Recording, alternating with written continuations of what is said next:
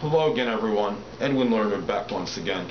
In this YouTube astrological segment, I'm going to be dissertating and talking about the fifth house in astrology.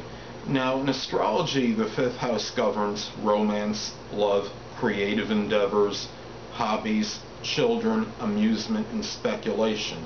Now, the sign on the cusp of the fifth house can give characteristics and attributes to that house.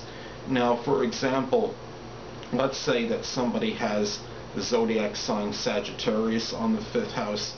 This could be somebody that enjoys outdoor activities such as football, badminton, or lawn bowling as an isolated example.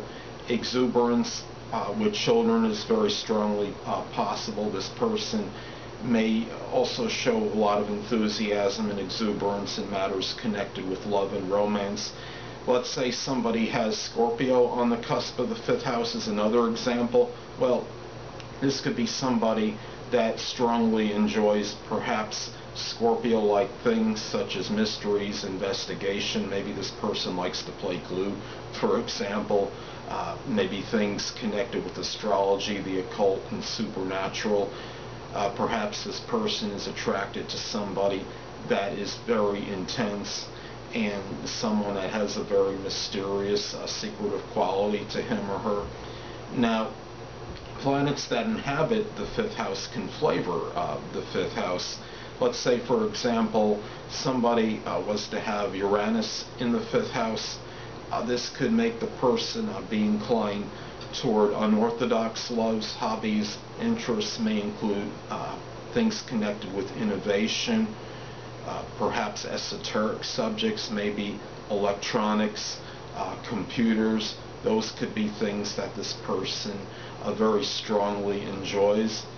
Now, if somebody were to say, for another example, have Mercury posited in their fifth house in their natal chart, perhaps this person has some enjoyment connected maybe with creative writing, with exchanging of ideas. Perhaps this person is attracted to somebody that might have intellectual qualities and someone that can carry on a good conversation and can be very verbose and articulate. That might be, those qualities might be what someone looks for in love. Now, also what's important to look at is the ruler of the fifth house and see what house that planetary ruler of the fifth is posited in, as this can show an area of life where that fifth house energy is injected into. So let's say, for example, somebody were to have the ruler of the fifth house posited in their 10th house. This could be somebody that brings perhaps their amusement, their enjoyment into their career, their livelihood, perhaps brings a whimsical quality to this. This person may bring their children into their career. Maybe this person's children figures prominently in their career, in their public image. Maybe this person brings a romantic partner into their career life. Another example is, let's say somebody has the ruler of the fifth house posited in their first house in their natal chart. This could be somebody whose love for love itself and enjoyment, amusement, and children. Those things may be noticed on a first impression, as the first house rules the person's first impression, and may figure in, play an integral role in the person's outlook on life as well. Now, let's look at something else now. Also, what's important is if somebody has activity in their fifth house due to progressions and or transits, this could indicate greater activity in matters pertaining to the fifth house during the time that the planets are in there.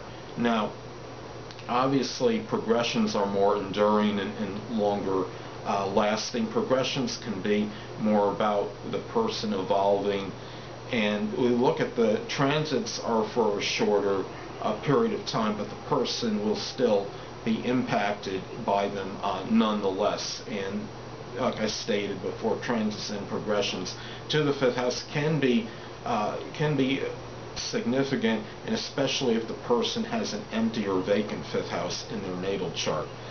Well, anyway, people, that'll conclude this YouTube astrological segment for the fifth house in astrology, and stay tuned next time where I'll be dissertating and talking about having Aries on the fifth house cusp in a natal chart.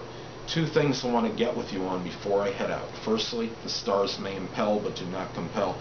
And secondly, never isolate any single astrological element, aspect, planetary placement, position, configuration, influence, or what have you, and make an analysis of a person, astrologically speaking, based on this alone, because astrologically speaking, the person is the sum of all their components in their natal chart and not just one. Until next time, people, stay well.